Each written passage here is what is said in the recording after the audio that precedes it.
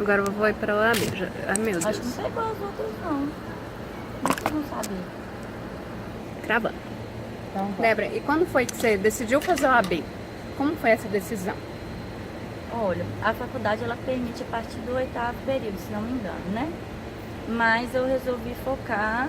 Primeiro eu vou eliminar as matérias, prática trabalhista, que é uma matéria muito difícil no nosso curso, monografia, e aí me dedico ao exame. Então, e aí eu sabia que quando eu pegasse o exame eu ia pegar para valer, e a partir dali eu já também eliminava essa etapa.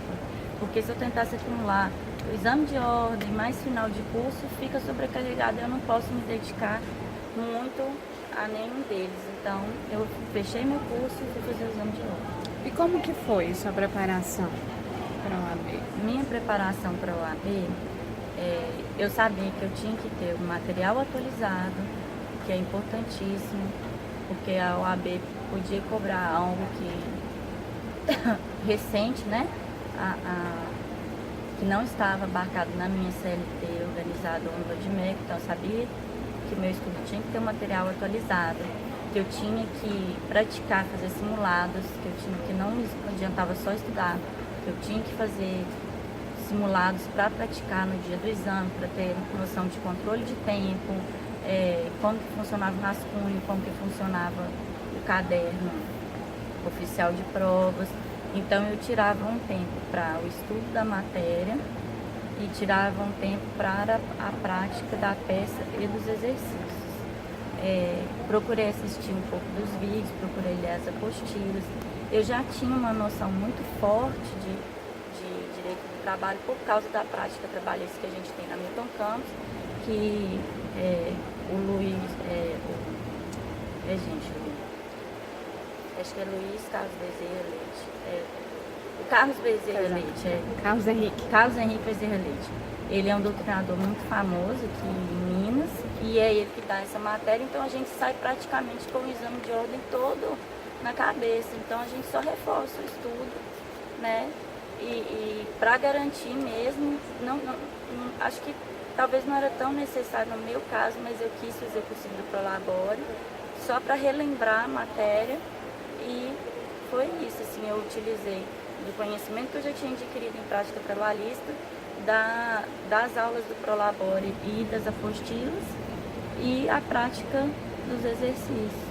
Mas como que era o seu dia? Como que você distribuía o tempo com o estudo? Conta pra gente direitinho assim, como que era? Você dividia isso? Como o meu estágio, eu estava em um estágio, eu não estava fixa no escritório, e etc. Eu resolvi sair do estágio na época de prática 3, uma sociedade de economia mista, para me dedicar. Então eu tive tempo de sobra, foi final do ano, então a gente assim tem a época de final de ano que a gente pode aproveitar Natal e Réveillon para poder estar estudando também. Então eu tive dedicação em tempo integral. Eu já ia para o cursinho de manhã e dali eu ficava até as 19, então eu ficava estudando nesse período. No cursinho, até 7 horas da noite, você ficava lá? Isso, eu chegava de manhã e ia até de noite. Quantos dias você fez isso? Você lembra o período? Em quantos dias você fez isso? Gente, eu não me lembro, mas pegou um período de final de ano, se não me engano, um pedaço de novembro, o mês de dezembro, intercalando aquelas semanas de folga que o Prolabore dá, o fim de ano, e o início de janeiro. Uhum. Então você estudou durante o curso do Prolabore, não é? Estudei. Então deve ter sido mais ou menos uns 50 dias que ela deve ter estudado. Eu estudei. Aí, Débora, assim, você assistia a aula de manhã, não é isso? E à tarde, como que você distribuía a matéria com exercício? Como que era isso? Tenta explicar pra gente. Eu recordei, através dos meus materiais que eu tinha da prática trabalhista, e fui fazendo alguns resumos. Eu tenho uma técnica de estudo que é por fichamento. Eram umas fichas, assim, depois se vocês quiserem eu trago. E era muito prático porque era um mini resumo. Então eu pegava os principais pontos que eu tinha que colocar. Por exemplo, eu fazia como se fosse eu montava a minha peça ali naquele. Eu fazia primeiro todos os tópicos mais importantes no fichamento e depois eu fazia uma peça exemplo, uma peça modelo, onde eu narrava todos os pontos que eu tinha que colocar. Então, no final, assim, faltando uma semana para o dia do curso, eu só li os fichamentos, que era uma forma de recordar a matéria toda. Então, por exemplo, no fichamento, peça de reconhecimento de vínculo empregatício. Então, eu colocava tudo que tinha que abarcar ali. Eu colocava, por exemplo, as características do empregado, que ele tem que ter subordinação, etc, etc, colocava tudo. Aí depois falava que era nulo, o princípio da primazia da realidade sobre a forma, que tinha que ser reconhecido, o emprego, e aí ia gerar aí ia gerar 13º salário, férias, contribuições previdenciárias, o FGTS, e aí depois vinha o caso, as verbas decisórias, e tudo que o caso narrava. Então eu fazia um esquema de memorização. E você fazia isso, fazia passando para frente, ou você retomava isso ao longo do que você ia estudando outras coisas? Você retomava a matéria anterior quando em eu algum fazia, momento, ou não? o momento que eu retomava era quando eu ia fazer o exercício, entende? Quando eu ia fazer, por exemplo, metade do dia eu fazia esses fichamentos, na outra metade eu fazia os exercícios. Então, quando eu fazia os exercícios, eu automaticamente tinha que me retomar aos fichamentos para ir redigindo a minha peça. Porque ali tinha os principais dispositivos que eu tinha que mencionar na minha peça, ali tinha as exceções que constam, as exceções de um caso. E também uma coisa que eu fiz e que me adiantou muito, na época poderia se fazer a divisão da CLT organizada por cores, o que hoje é vedado porque eles têm como uma forma de estruturação da peça. Eu não fiz isso, que eu nem sei como se identifica uma peça por cores, assim. O pessoal hoje até me mostrou como é que é, mas eu acho assim, o que deu certo para mim é que eu dividia a matéria por cores e grifava minha CLT por cores. Então, o que acontecia? Quando eu sabia que eu tinha que ir no adicional de insalubridade, como eu marcava, por exemplo, de rosa, onde estava marcado ali de rosa, eu não perdia tempo no meu exame de ordem, por quê? Ou até mesmo para fazer o exercício, a minha peça, estudar, porque eu já abria minha CLT onde estava a cor rosa, eu sabia que ele era adicional de insalubridade, ou eu sabia que ali na região da súmula do TST, onde estava de rosa, falava sobre adicional de insalubridade. Então isso me deu assim, me ajudou a memorizar muito e facilitou o meu manuseio da CLT nos estudos e no exame de ordem também. E como que você percebeu que isso estava dando certo, esses fichamentos? Foi uma dica que a minha professora deu em sala de aula, quando eu estava fazendo prática trabalhista. Ela falou, eu estudava por fichamentos. Eu já vi vários concursandos e pessoas que estudaram para concurso dando dicas sobre fichamento, e eu falei, eu vou fazer isso. Mas aí como que você percebeu que de fato com você estava funcionando? Porque isso agilizava o meu processo de fazer a peça, me ajudava a memorizar. Eu lembro que muitas vezes, por exemplo, às vezes eu fazia um desenho, ou eu grifava com uma cor. Quando eu lembrava da matéria, eu via o fichamento na minha cabeça. Então, assim, aquilo me ajudava, eu fazia uns desenhos que me ajudavam a visualizar. Então, aquilo era de fácil, eu armazenava o conteúdo. Então, foi por isso que eu fui vendo que dava certo, porque eu ia estudando e aquilo ia me ajudando a memorizar. Porque você ouvir é diferente de você escrever. Então, quando você escreve, você assimila mais. Então, eu achei que foi uma técnica muito eficiente. Você teve outras técnicas de estudo? Ou essa foi a única técnica que você utilizou no fichamento? Teve a técnica do fichamento, teve a técnica de dividir a matéria por cores e fazer as legendas das cores. Eu também fazia as peças, por exemplo, eu fiz uma peça de cada, por exemplo, eu treinei várias vezes. Primeiro eu comecei treinando quando se desrespeitava a carga horária. Então, esses mais complicados, jornada, eu fazia picados primeiro. Eu não fazia uma peça inteira, eu ia fazendo picado. Eu ia lendo e ia fazendo picadinho. Depois ficava mais fácil de estruturar uma peça toda. Então eu fazia também uma peça, eu fazia umas vezes 2, 3 vezes a peça, entendeu? Uma petição inicial comum, ou padrão que eu costumo chamar, ou uma petição inicial de terceirização, aí depois uma defesa com isso, isso e isso, um RO com isso, isso e isso. Então eu fui fazendo cada tipo de peça, assim, sabe? E você repetia essas peças, iam fazendo de Repetia, novo, fazendo de novo. porque o conteúdo é muito grande, então eu pegava as peças de exemplos de exames passados e fazia. Então cada peça era um método diferente. E você tinha um tempo para lazer? Você Tinha. tirava um tempo para descansar? Final de Como que era? semana. final Você de não semana. estudava? Tinha um tempo que você não estudava? Tinha.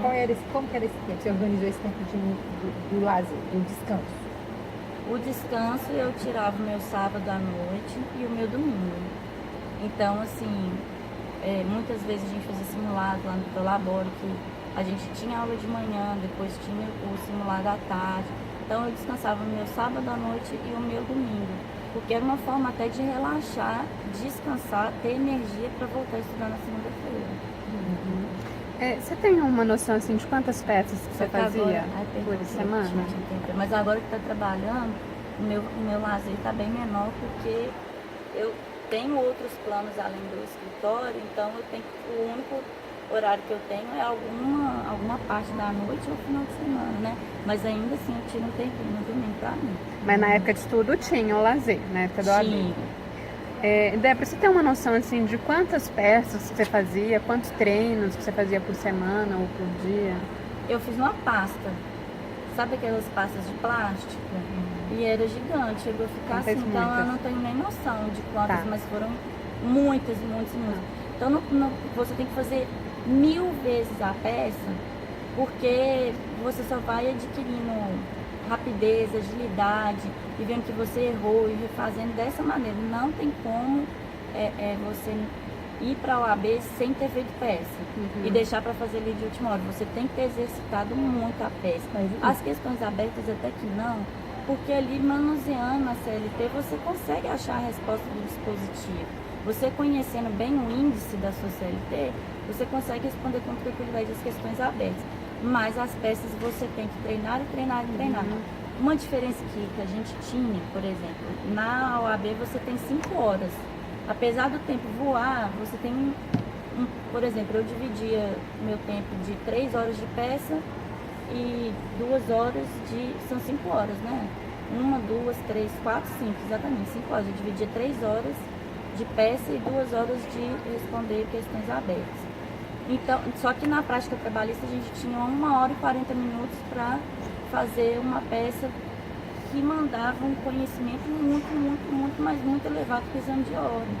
Então, assim, a gente não tinha nem tempo de raciocinar, a gente já tinha que vir escrevendo, sabe? Então, assim, a prática trabalhista forçou com que a gente fizesse muitas peças e treinando muitas peças para ser algo até mais automático e fluido, sabe? Você falou que fez cursinho, Tomás, quer perguntar? Não, porque eu queria saber qual foi, como que você sabia, chegava à conclusão, qual era o critério que você tinha, o que mostrava para você que pronto, agora isso eu já sei. Porque aí você ia fazer uma peça, estudando, Eu você falou, bom, olhava. agora tá bom.